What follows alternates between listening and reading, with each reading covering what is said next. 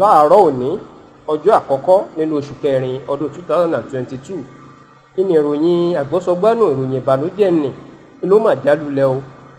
Gbajúmọ̀ òṣèré aláwàdà nì tó máa ń kálòlò nínú àwọn fíìmù Yorùbá ìyẹn Kúnlé Adétòkunbọ̀ ẹni tí ọ̀pọ̀ èèyàn mọ̀ sí Dejo Tunfulu ló mà jáde láyé o. Gbajúmọ̀ òṣèré tíátà nì Kúnlé Afọ́d ló kéde ikú Dejo Tunfulu láàárọ̀ yìí.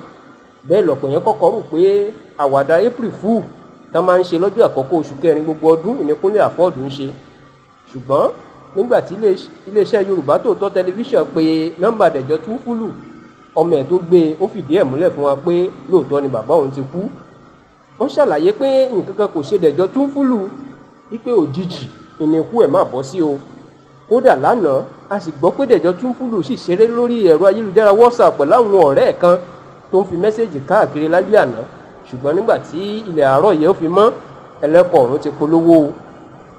Tó bá ń sọ àwọn gbajúgbajà òṣèré aláwàdà lórílẹ̀‐èdè yìí ọ̀kan pàtàkì mà ní Dejo Tunfulu o, tó sì jẹ́ pé bó ṣe máa ń kálò olùṣeré nínú fíìmù ó mú kó yàtọ̀ tí ó máa ṣe bí dídẹ̀rìn.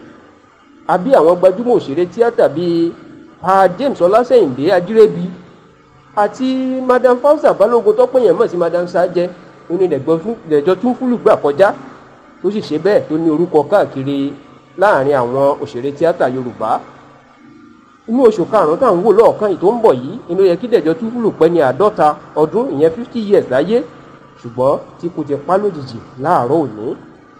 Dejo Tunfulu fi ọmọ àti ọmọ ọmọ sílẹ̀ sáyé. Bẹ́ẹ̀ làwọn òṣèré tíátà ni wọ́n ti ń ya lọ sílẹ̀ nílùú Èkó. Gbogbo bó bá ṣe jẹ́ lórí ìròyìn Dejo Tunfulu a ó tún máa mú wá fún yín lórí tẹlifíṣàn Yorùbá Tòótọ́. Yorùbá Tòótọ́, agbẹnusọ ọmọ káàárọ̀ oòjíire.